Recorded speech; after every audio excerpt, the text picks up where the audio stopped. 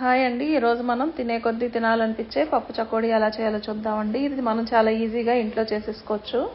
ముందుగా ఒక గిన్నె తీసుకొని ఆ గిన్నెలోకి 1 కప్పు బియ్యం పిండి అండి, అలాగే 1/2 కప్పు మైదా వేసుకోవాలి. 2 బాగా మిక్స్ చేసుకుని పెట్టుకోవాలి పక్కన.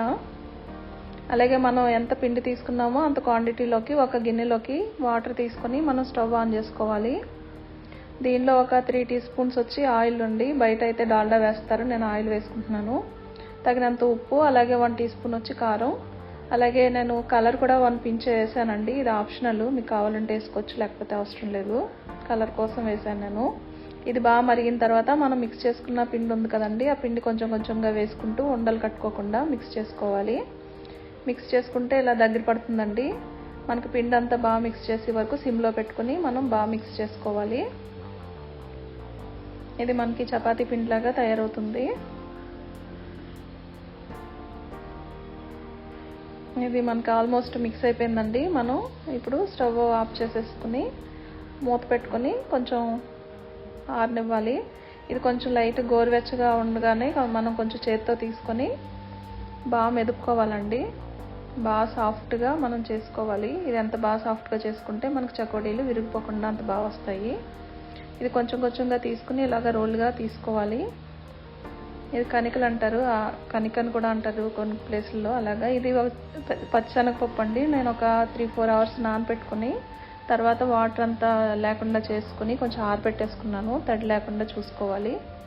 మనం క్లాత్లో పెట్టుకుని కూడా తుడిచేసుకోవచ్చు.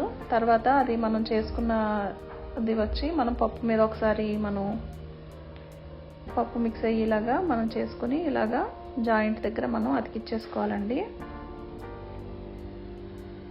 ఫస్ట్ పిండి రోల్ చేసుకుని తర్వాత పప్పు మీద పైన ఒకసారి రోల్ చేసుకుంటే పప్పులన్నీ దానికి అతుక్కుంటాయి ఆ పిండికి. ఆ చివర్లు మనం జాయింట్ చేసేసుకుంటే సరిపోతుందండి. ఇది టేస్ట్ చాలా బాగుంటుంది.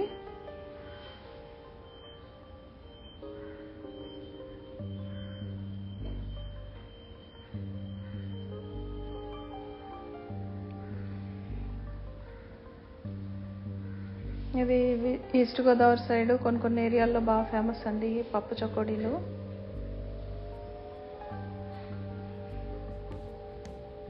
ఇలాగా అన్నీ రెడీ చేసుకోవచ్చు మనం ఈజీగా. తర్వాత ఒక కడాయిలోకి డీప్ ఫ్రైకి ఆయిల్ తీసుకోవాలండి.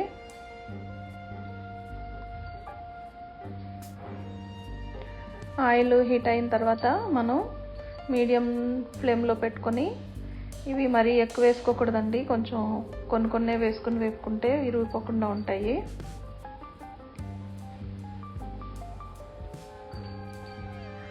మనం ఒక 2-3 నిమిషాలు కలుపుకుండా ఉంచాలి.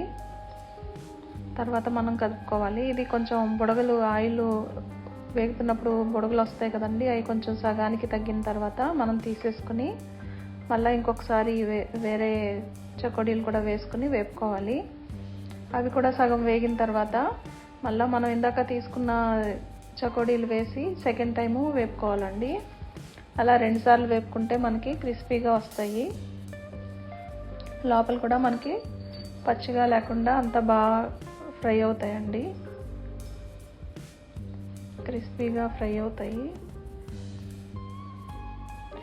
అవి కూడా మిక్స్ చేసేసుకుని 2 మనం వేపుకోవాలి.